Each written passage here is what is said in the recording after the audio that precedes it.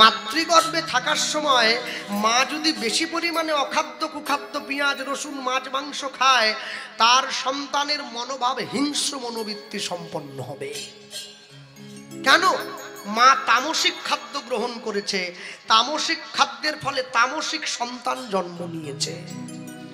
যার জন্য দেখবেন জগতে চোর জন্ম দেওয়া সহজ, সাধুর জন্ম দেওয়া সহজ কাজ নয়। তাই জন্য বলতেন, যাই মুখে যা দিবি এর নির্যাসটা আমার গোবিন্দ সেবা করছেন তোর হৃদয় মাঝে বসে। তাই মুখের মধ্যে এমন কিছু দিবি না বাবা যাতে করে হৃদয় মাঝে বসে থাকা গোবিন্দের কষ্ট হয়।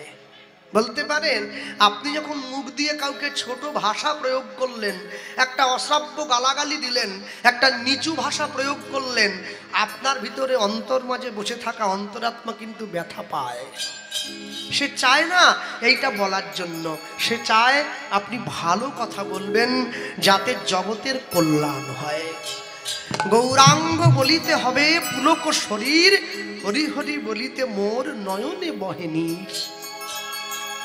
যেদিনকে আমি দেখব কীর্তন শুনতে বসে, ভগবানের নাম শুনতে বসে, ইচ্ছায় অনিচ্ছায় জানতে অজান্তে আমার চোখ দিয়ে জল এসেছে, যেদিন আমি দেখব তার কথা শুনতে বসে আমার হৃদয় কোথাও যেন কম্পিত হচ্ছে, বারবার দোলা দেয় মন, প্রভু এই সংসারে কি করলাম? সারা জীবন ধরে মায়েরা বসে আছো, এই যে আমার মা বসে আছে, সারা জীবন ধরে শুধু ভূত খাইয়েছে, ছেলে মেয়ে স্ত্রী পুত্র পরিবার স্বামী দেওর ননদ ভাসুর শাশুড়ি। মনে রাখবেন, যেদিনকে আপনার হাতের রান্না আমার গোবিন্দ সেবায় লাগবে, সেদিন আপনার রান্না শেখা সফল হবে। তা যদি না হবে, আজকে গোটা ভারতবর্ষের মানুষের নীতি গোটা বিশ্ববাসী নকল করে। কেন জানেন? আমাদের কাছে গাড়ি বাড়ি টাকা পয়সা নেই, আমাদের সংস্কার আছে। ইংরেজ যখন দেশ থেকে চলে যায়, শুধু সোনা নিয়ে গেছে 800 জাহাজ, 800 জাহাজ সোনা নিয়ে গেছে। তারপরেও আমরা বেঁচে আছি কেন বলুন তো? আমাদের সংস্কার আমাদের বাঁচিয়ে রেখেছে। আমাদের শ্রীমদ্ ভাগবত, আমাদের 4 বেদ, আমাদের ষড়দর্শন, আমাদের 18 পুরাণ, আমাদের শিক্ষা আমাদেরকে বাঁচিয়ে রেখেছে। এই শিক্ষা জগতের কেউ পায়নি, যা ভারতবাসী পেয়েছে। সনাতন ধর্মের নীতি, সনাতন ধর্মের শিক্ষা জানতে গেলে কম করে তার 10 থেকে 12 জন্ম লেগে যাবে সনাতন ধর্মের শিক্ষা সম্বন্ধে জানতে গিয়ে। কেন? ভারতবর্ষের মানুষ এমনই যে ভারতবর্ষের মানুষ কোনোদিন কারো খারাপ চায়নি। আমাদের পাড়ায় কালী পুজো হয় জানেন, পুজোর সময় ঠাকুরমশাই যখন পুজো করছে, আমি প্যান্ডেলের পিছনে গিয়ে দাঁড়িয়েছি। ঠাকুরমশাই বলছে কিছু বলবে? আমি বললাম না, একটু পুজো দেখবো। বলে তুমি আসা মানেই তো আমার সমস্যা, কখন যে কি জিজ্ঞাসা করে বসো বাবা। বলি না, কিছু বলবো না, একটু দেখার জন্য এলাম, আপনি পুজো করুন। এবার দেখি হাতে ফুল নিয়ে মন্ত্রতন্ত্র বলে পুজো টুজো হয়ে গেল, আরতি হয়ে গেল, বেরিয়ে আসছেন। প্রণাম করলাম। ঠাকুরমশাই বলে বলো। আমি একটা কথা জিজ্ঞাসা করবো। এই যে এই জন্যই তোকে আমি বলেছিলাম তুই চলে যা, এমন একটা কি জিজ্ঞাসা করবি, বিপদে পড়ে যাব আমি, ফাঁকের দিকে গিয়ে বল। আমি না, সবার সামনে বলবো। আচ্ছা বলো। বলছিলাম কি, এ পুজো কাদের টাকায় হচ্ছে? বলে কেন? তোমাদের পাড়ার লোকের টাকায়। আচ্ছা, আপনাকে দক্ষিণা কে দেবে? আমরা। হ্যাঁ। ঠাকুর কারা আনলো? আমরা। প্যান্ডেল কারা করলো? আমরা। তাহলে সব ফুলকে আনলো দেউলিয়ার থেকে ভোরবেলা? আমরা। সব যদি আমরা আনলাম, আপনি হাতে ফুল নিয়ে কি মন্ত্র বলছেন? সর্বমঙ্গল মঙ্গলে শিবে সর্বার্থ সাধিকে শরণ্যে ত্রম্বকে গৌরী নারায়ণী নমস্তুতে। সবই যদি আমাদের, আপনি সবার মঙ্গল চাইছেন কেন? সর্বমঙ্গল মঙ্গলে আপনি তো আমাদের মঙ্গল চাইবেন, সবারটা চাইছেন কি জন্য? বলে এটাই তো সনাতন ধর্ম। আমি এমন ধর্মে জন্ম নিয়েছি যে ধর্ম সকলার মঙ্গল চায়। হ্যাঁ, তুমি সবার মঙ্গল চাইবে, তুমি কখনো নিজের শুধু মঙ্গল করবে না। দিবে আর নিবে, মেলাবে মিলিবে, যাবে না ফিরে এই ভারতের মহামানবের সাগর তীরে। বৈষ্ণব মহাজন পদকর্তা লিখতে গিয়ে লিখেছেন, যদি তুমি গৌরাঙ্গ মহাপ্রভুর কৃপা পেতে চাও ছোট্ট একটা কাজ করো। কি? আগে নিতাই চাঁদের চরণটা জড়িয়ে ধরো। আমার নিতাই চাঁদ এত দয়াল, জগাই মাধাইয়ের মতো মাতালকে করুণা করেছে, মলয় চাঁদ কাজীর মতো মুসলমানকে করুণা করে দিয়েছে। আমি কি তার করুণা থেকে বঞ্চিত হব? তাই লিখতে গিয়ে লিখছেন, কত সুন্দর কলম দিয়েছেন, বলো আর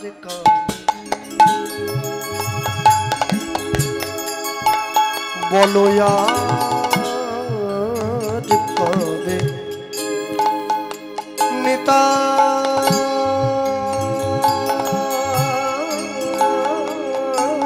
চাঁদ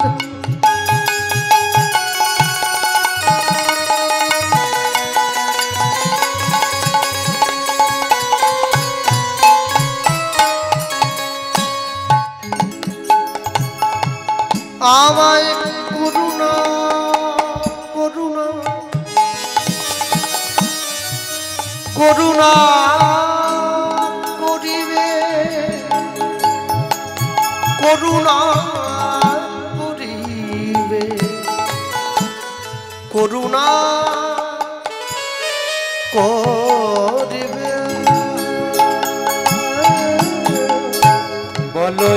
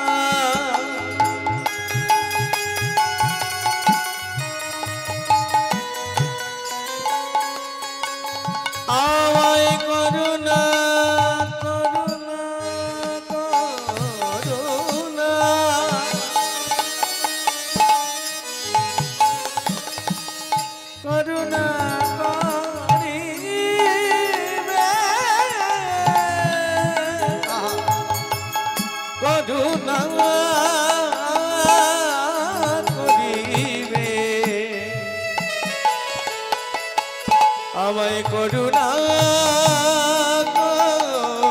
করিবে। সংসার বাসনা মোর কবে তুচ্ছ হবে, বলো সংসার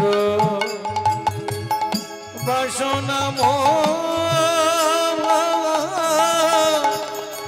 কবে তুচ্ছ হবে, বলো বিষয় ছাড়িয়া কবে সুপ্ত হবে মন, কবে হে রব মধুর বৃন্দাবন, কবে হামা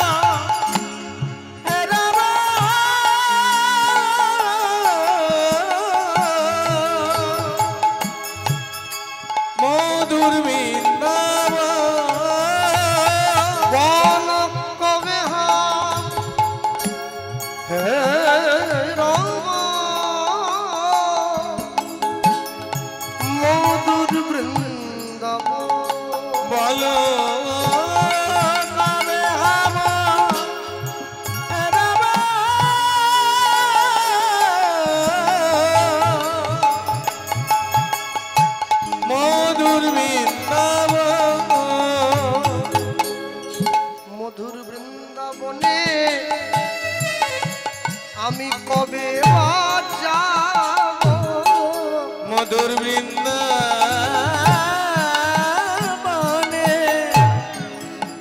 কবে বা যাব আমার সংসার বন্ধন মোচন হইবে মধুর বৃন্দাবনে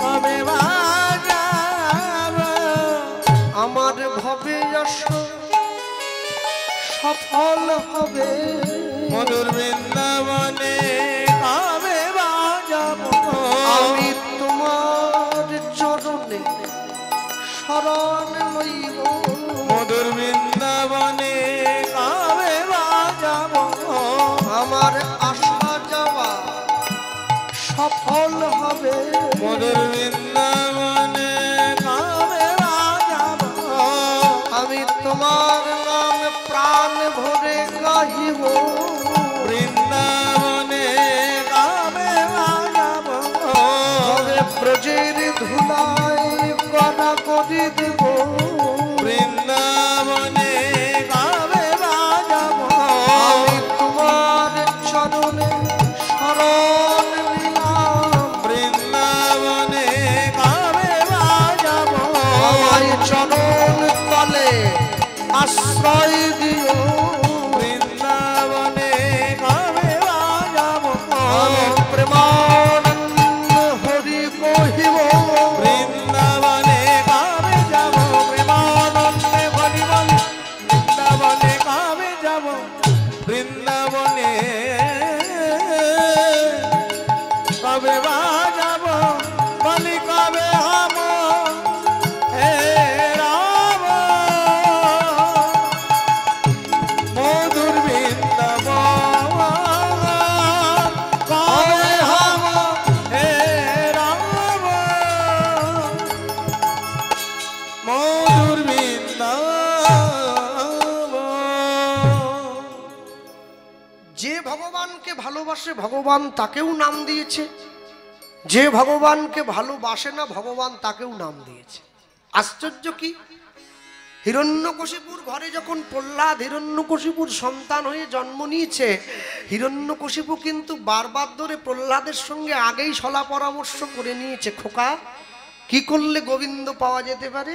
প্রহ্লাদ বলছে, বাবা কৃষ্ণকে পাওয়া যাবে আকুলতায়, কৃষ্ণকে পাওয়া যাবে ব্যাকুলতায়, কৃষ্ণকে পাওয়া যাবে নয়নের জলে, কৃষ্ণকে পাওয়া যাবে প্রেমের ফলে, কৃষ্ণকে পাওয়া যায় চরম উৎকণ্ঠায়। হরি বল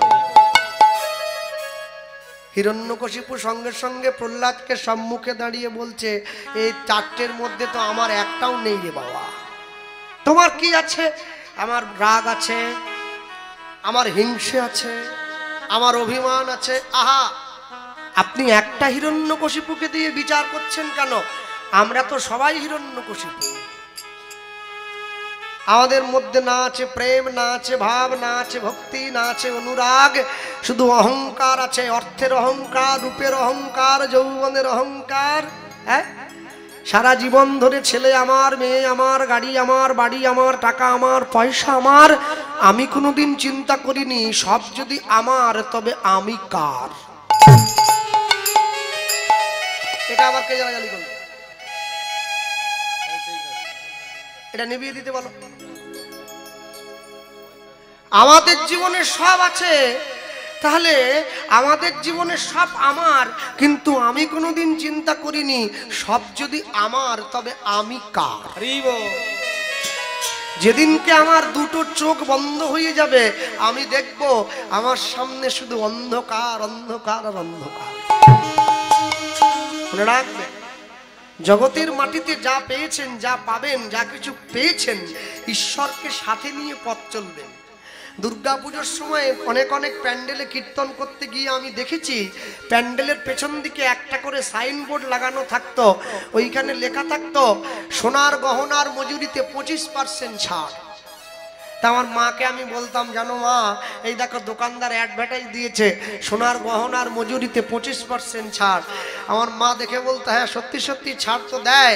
আমি বলি, মা, কেউ যদি জীবনে ভালো করে হরিনাম আশ্রয় করে না, তার জীবনের 100% ছাড় হয়ে যাবে, 25 নয়।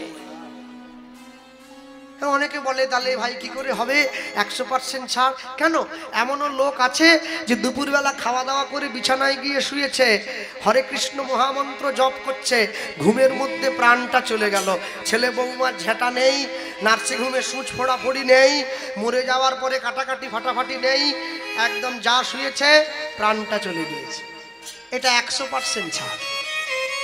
আর এমনও লোক আছে যে 10 বছর বিছানায় পড়ে আছে, পায়খানা পেশাব করে গায়ে মেখে নিচ্ছে, মরতে চায় কিন্তু মরে না, এটা 25% ছাড়। আপনাকে ঠিক করতে হবে আপনি কোনটা চাইছেন, চয়েস ইজ ইয়োর্স, ওটা আপনার উপরে ছেড়ে দেওয়া হবে। মনে রাখবেন, জগতের সব কিছু বিদেশি হয়ে গেছে। আমরা বিদেশি খাওয়া নকল করেছি, বিদেশি পোশাক নকল করেছি, বিদেশি যন্ত্র নকল করেছি, সব বিদেশি। আমাদের নিজেদের বলতে যদি কিছু থেকে থাকে, একটা জিনিসই আছে, ওটা হচ্ছে কপালের তিলকটা। এটা আজ পর্যন্ত কোনো বিদেশি কোম্পানি তৈরি করতে পারেনি, এটা ভারতবর্ষের মাটি দিয়েই তৈরি হয়। হয়তো কোনোদিন বা কোনো কোম্পানি বানিয়ে ফেলবে, শুনতে পাবো, লোকে বলবে এই তিলকটা দাও, এইটা দিলে না স্কিন ভালো থাকে, বাস হয়ে গেল, হয়ে গেল। ভারতবর্ষের প্রত্যেকটা গ্রাম তপভূমি, প্রত্যেকটা স্থান তপস্থলী, যত জায়গায় আপনি মাথা নোয়াবেন সমস্ত জায়গাগুলো সাধুর চরণ ধুলিতে পরিপূর্ণ। বারবার ধরে বিদেশের মানুষ ছুটে আসছে ভারতবর্ষের দাসত্ব করবার জন্য, ছুটে আসছে কেন? ভারতবর্ষের ধুলায় গড়াগড়ি দেয়। বিরাট কোহলির মতো বিশ্ববিখ্যাত ক্রিকেটার, সে গিয়ে বৃন্দাবনে ব্রজের ধুলিতে গড়াগড়ি দেয়। ভারতবর্ষের প্রধানমন্ত্রী নরেন্দ্র দামোদর দাস মোদী, সে গিয়ে বৃন্দাবনের ধুলিতে গড়াগড়ি দেয়। আর আমাদের পাড়ায় পঞ্চুর বাপ, ও একটা 20,000 টাকা মাইনের চাকরি করে, ও বলে ভগবান বলে কিছু নাই। প্রধানমন্ত্রী ধুলায় গড়াগড়ি দেয় রাধে দয়া করো, কৃষ্ণ কৃপা করো বলে, আর পঞ্চুর বাপ বলে ভগবান বলে কেউ নেই, সব আমি আছি।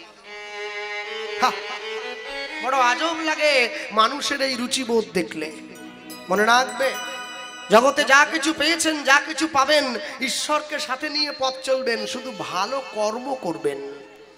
কর্ম তোমার ভালো হলে ভাগ্য তোমার দাসী, হৃদয় তোমার ভালো হলে ঘরেই মথুর আকাশ। নিতাই গৌর প্রেমানন্দ হরি বল। তুমি কোথায় ছুটে যাচ্ছ? গয়া যাও, কাশী যাও, নবদ্বীপ যাও, বৃন্দাবন যাও, পুরী যাও, কেদারনাথ, অমরনাথ, বদ্রীনাথ, সমস্ত তীর্থে ঘুরে বেড়াও, কিন্তু মন তোমার শুদ্ধ হয় নাই, তোমার তীর্থে ঘুরে বেড়ানো বেকার হয়ে গেছে। হ্যাঁ, ভক্তমণ্ডলী মায়েরা, সেই ভগবান এসে দাঁড়িয়েছে। যদি তুমি গৌরকে পেতে চাও, নিতাই চাঁদের চরণে ভক্তি অর্জন করবে।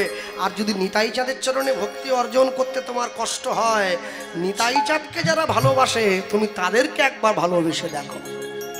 কি করতে হবে? রূপ রঘুনাথ পদে হইবে আকুতি, নিতাই রূপ হরে রঘুনাথ পাদে হইবে আকুতি, রূপ রঘুনাথ পদে হইবে আকুতি, আমার রঘুনাথ পাদে হইবে আকুতি। কবে হাম হে রব যুগল প্রীতি, কবে হাম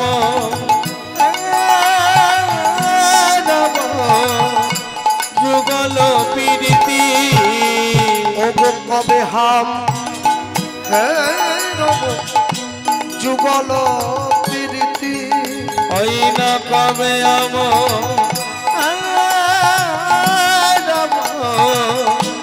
যুগল প্রীতি। রূপ রঘু রূপ রঘু রূপ রঘুনাথ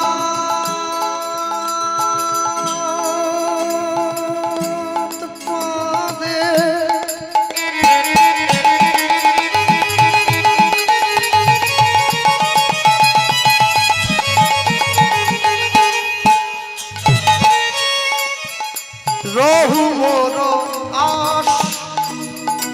ওই না রূপ রঙ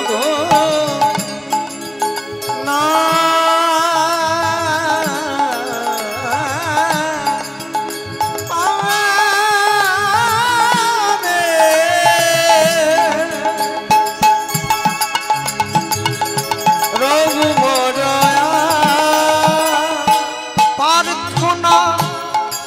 করয়ে সদাই নরোত্তমদা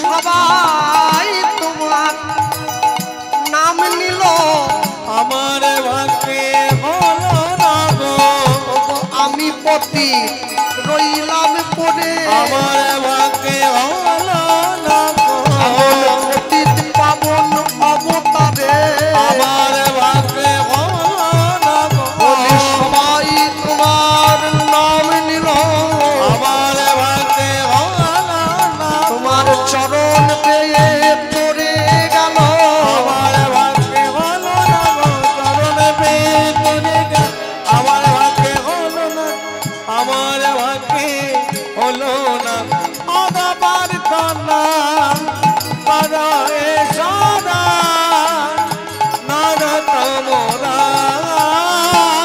প্রার্থনা পারায়ে সদা নরতমরা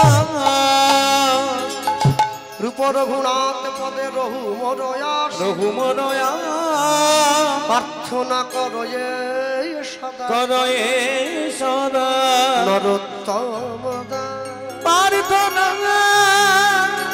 করয়ে সদা নরতমদা। ছোট্ট করে গৌরচন্দ্রিকা শুনলাম, লীলা মাধুর্যের মধ্যে প্রবেশ করি। প্রবেশ করতে গিয়ে যা বলবো এই স্থানে দাঁড়িয়ে, অনেক দূর দূরান্ত থেকে অনেকে এসেছেন। তবে আজকে আমার এক বিশেষ ভালোবাসার মানুষ, তিনি ছুটে এসেছিলেন আমার কীর্তন শোনার জন্য। তার বাড়ি হচ্ছে কলকাতা বজবজ। হ্যাঁ, ভোর 5টার সময় তিনি বেরিয়েছেন, 10টার সময় 9টার সময় এসে পৌঁছালেন। কিন্তু এখানে আসার পর তিনি যখন আমার কাছে গিয়ে সাক্ষাৎ করলেন, তাকে দেখে তো আমি চমকে উঠলাম যে কোথায় বজবজ আর কোথায় বর্দাবাড়, পূর্ব মেদিনীপুর। তা এসে যখন আমার সঙ্গে কথা বলছেন বসে, হঠাৎ করে ফোন এলো তার শ্বশুর মশাই মারা গিয়েছেন। আবার তাকে ঘুরে চলে যেতে হলো। হ্যাঁ, আগামী 12ই পৌষ আমাদের গান আছে উস্থিতে। কীর্তন সম্রাট যিনি আসলে কীর্তন করে গিয়েছেন, শ্রদ্ধেয় সুমন ভট্টাচার্য মহাশয়, ওনার আগেই আমি গাইব বিকেল 4টে থেকে। উনি বললেন দাদা সেইখানে আপনার সঙ্গে আমার দেখা হবে পুনরায়। যাই হোক, মনে রাখবেন ভালোবাসা তো পয়সা দিয়ে হয় না, ভালোবাসা অন্তর দিয়ে হয়। যেটা পয়সা দিয়ে হয় ওটাকে বলে ভালো লাগা, ভালোবাসা নয়। ভালোবাসতে গেলে স্বচ্ছ মনের দরকার হয়। যাই হোক, লীলা মাধুর্যে প্রবেশ করতে গিয়ে সবার আগে আমি ছোট্ট একটা কথা বলি আপনাদের। আস্তে, আমার কীর্তন জগতের প্রথম শিক্ষক হচ্ছেন আমার মা। একদম ছোট্ট বয়সে আমাকে হাতে ধরে কীর্তনে হাতে খড়ি দিয়েছিলেন। আমার বাড়ি এখান থেকে খুব বেশি দূর নয়, আমার বাড়ি হচ্ছে ডেবরা থানা, বালিচকের আগের স্টেশন রাধামোহনপুর বলে একটা স্টেশন আছে, ওইখানে আমার বাড়ি। তা আমার মা আমাকে বলতেন যে কৃষ্ণ, মনে রাখবে তুমি যে কীর্তন করতে যাবে, তুমি যাই গান করো বাবা, সবার আগে দুটো জিনিস মাথায় রাখবে। তুমি যে কথাটা বলছো এই কথাটা যেন প্রাঞ্জল হয়, মানে যারা সামনে বসে শুনছেন তাদের প্রত্যেকের হৃদয়ে কথাটা পাঠিয়ে দেওয়ার দায়িত্ব কিন্তু তোমার। তুমি এমন একটা কথা বললে যেটা মানুষের মাথার উপর দিয়ে চলে গেল, না ভিতরে ঢুকলো, না কানে ঢুকলো, না মনে ঢুকলো, তুমি কিন্তু বেশি দিন তোমার সুনাম ধরে রাখতে পারবে না। আর এমন একটা কথা বললে যে কথাটা মানুষে বুঝলো কিন্তু বুঝেও বুঝলো না, এতেও তোমার সম্মান নষ্ট হবে। তাই এমন কথা পরিবেশন করবে, যদি কঠিন কথা হয় ভেঙে বলবে। কেন হরিবাসরে সবাই শিক্ষিত এটা বলা যাবে না। 100-র মধ্যে যদি 20% এডুকেটেড পার্সন থাকে, বাকি 80% কিন্তু এত পড়াশুনো করেনি। তাই তাদের জন্য তোমাকে ভেঙে ভেঙে বলতে হবে। 1, 2, যে কটা গান তুমি গাইবে লীলার মধ্যে, সমস্ত কটি গান চেষ্টা করবে সুরে গাওয়ার জন্যে। তুমি অনেক গান গাইছো হিজি বিজি এদিক সেদিক করে, সার এ গা মা মা পা ধা নি করে, অনেক কিছু ভাত পাট ছুঁড়ে লাভ জাপ করে, ঘরে একবার আগুন লেগে গেছে। হ্যাঁ, অনেক কিছু করলে, কিন্তু প্রত্যেকটা গান সুর থেকে সরে যায়, এদিক থেকে ওদিক, এদিক থেকে ওদিক, এদিক থেকে ওদিক। এতে কি হবে, যিনি সুর দিয়েছেন তোমার কণ্ঠে, সেই বাক দেবে মা সরস্বতী কিন্তু বিরুষ্ট হবেন তোমার প্রতি। আর যারা শুনছেন তাদের কানে কর্কশ লেগে যাবে। তাই চেষ্টা করবে যে কটি গান তুমি হরিবাসরে দাঁড়িয়ে গাইবে, মাইক্রোফোনের সামনে উপস্থাপন করবে, প্রত্যেকটি গান যথাসম্ভব যৎপরণায় চেষ্টা করবে সুরে গাওয়ার জন্য। এই সুরের কথা বলতে গিয়ে মনে এসে গেল, ভারতবর্ষের সঙ্গীত জগতের একটা অকল্পনীয় ক্ষতি হয়ে গেল, যারা অনেকে জানেন আপনারা। পণ্ডিত তবলা সম্রাট জাকির হোসেন তিনি পরলোক গমন করেছেন আমেরিকার হসপিটালে। 73 বছর বয়সে মারা গেলেন তিনি। এটা সঙ্গীত জগতের শুধু নক্ষত্র পতন নয়, একটা বড় ইন্দ্রপতন হয়ে গেল আমরা বলতে পারি। তার মতো মানুষ জগতে দ্বিতীয় মেলা খুব ভার। সারা জীবন এত বড় তবলচি হয়েছেন, ভারতবর্ষের শ্রেষ্ঠ তবলা বাদক। তিনি কোনোদিন তবলাটা বয়ে নিয়ে যাওয়ার জন্য লোক রাখেননি, নিজের জিনিসটা নিজে বয়ে নিয়ে যেতেন। এর দ্বারা মানুষকে শিক্ষা দিয়েছেন, আমাদেরকে শিক্ষা দিয়েছেন, সঙ্গীতজ্ঞ হতে গেলে আগে মনটা বড় করতে হয় বাবা, তা নাহলে বড় হওয়া যায় না। হ্যাঁ, আমরা বলতে গিয়ে বলবো, বাংলায় একটা কথা শুনেছি আমরা প্রত্যেকে। হ্যাঁ, মুচি হয়ে সূচি হয় যদি কৃষ্ণ ভজে, সূচি হয়ে মুচি হয় যদি কৃষ্ণ ত্যাজে। কিবা বিপ্র কিবা ন্যাসী শূদ্র কেন নয়, যেই কৃষ্ণ তত্ত্ববেত্তা সেই গুরু হয়। আরো সহজ করে বললে, যাহারে দেখিলে মুখে আসে কৃষ্ণ নাম, জানিবে সেই বৈষ্ণব তাকে করিবে প্রণাম। আচ্ছা বলুন, মুচি হয়ে সূচি হয় যদি কৃষ্ণ ভজে। আচ্ছা, এ কথার মানে, ধরুন আমি যদি মুচি কুলে জন্মাই, ধরুন আমি গোপাল কৃষ্ণ রোহিদাস ছিলাম, আমি যদি কৃষ্ণ ভজন করি আমি কি বামুন হয়ে যাব? না, আমি কিন্তু মুচিই থাকবো। কিংবা যে ব্রাহ্মণ কুলে জন্ম নিয়েছে, সে যদি কৃষ্ণ ভজন না করে সে কি মুচি হয়ে যাবে? হবে না, সে ব্রাহ্মণই থাকবে। তাহলে মহাজন লিখলেন কেন, মুচি হয়ে সূচি হয় যদি কৃষ্ণ ভজে। তুমি যদি কৃষ্ণ ভজন করো, দেখবেন ভজনের ঘরে যাওয়ার পরে মানুষের নামের পরিবর্তন হয়। গোপাল কৃষ্ণ পাল ছিল, গোপাল কৃষ্ণ দাস হয়ে যায়। দাস মানে সে উঁচু জাতে উঠে গেল, এটা বলা হয়নি। দাস মানে সে গোবিন্দ চরণের দাসত্ব স্বীকার করেছে, এটা বলা হয়েছে। এরপরে ভগবানের চরণ সেবা করতে করতে তার গুরুদেব যখন তাকে অধিকারী বলে মনে করবে, অধিকার দেবে, তখন তার পদবি আসবে দাস অধিকারী। সে মুচিই ছিল, কর্মগুণে কৃষ্ণ সেবার দায়িত্বটা পেয়ে গেছে, এখানে সে সুচিতা অর্জন করেছে। কিন্তু সে যে কুলে ছিল সে কুলেই থাকবে। আবার সূচি হইয়া মুচি হয় যদি কৃষ্ণ ত্যাজে। কৃষ্ণ ভজনের অধিকার থাকা সত্ত্বেও উচ্চ বর্ণের মানুষ হয়েও যে নিম্ন বর্ণের কর্ম করবে, সেই মানুষ তার পদস্খলন হবে, অর্থাৎ তার অন্তর থেকে প্রেম ভক্তিটা চলে যাবে। এখানেই তাকে মুচির সঙ্গে তুলনা করা হয়েছে। আমরা বলতে গিয়ে বলবো, হরিসভায় দাঁড়িয়ে আজকে আমরা পরম কৃষ্ণ ভক্তের কথা শুনবো। গৌর ভক্ত নয়, পরম কৃষ্ণ ভক্তের কথা বলতে গিয়ে বলবো, পরম বৈষ্ণব কৃষ্ণ ভক্ত বৈষ্ণব প্রেমানন্দের জীবনী কথা। একটু শক্ত হবে লীলা মাধুর্য, ধৈর্য ধরে বসুন আপনারা। শেষ দিনে আমাকে আজকে চণ্ডীবাবু এনেছেন, সে সবাইকে একটু ধৈর্য ধরে বসে শোনাবার জন্য। তাই আমি চাইব আপনারা প্রত্যেকে স্বীয় স্বীয় ধৈর্য ধারণ করে রাখবেন। আমাদের তো বেঁচে আছি এই আশ্চর্য, নাই তো কারো ধৈর্য আর বীর্য। যাক, সব কথা ভেঙে তো মানে বলা যাবে না, যারা বুঝার তারা বুঝুন। হ্যাঁ, নিয়ে গিয়ে সম্মুখে দাঁড়িয়েছে। আমি বলতে গিয়ে বলি, এই যে প্রেমানন্দের জীবনী কথা বললাম, এই প্রেমানন্দের জন্ম হয়েছিল কাশীধামের মেধাগ্রাম বলে একটা জায়গায়।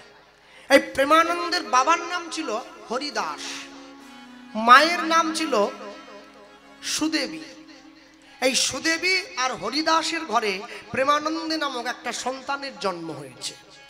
প্রেমানন্দের বাবা পণ্ডিত ছিলেন, মানে হরিদাস।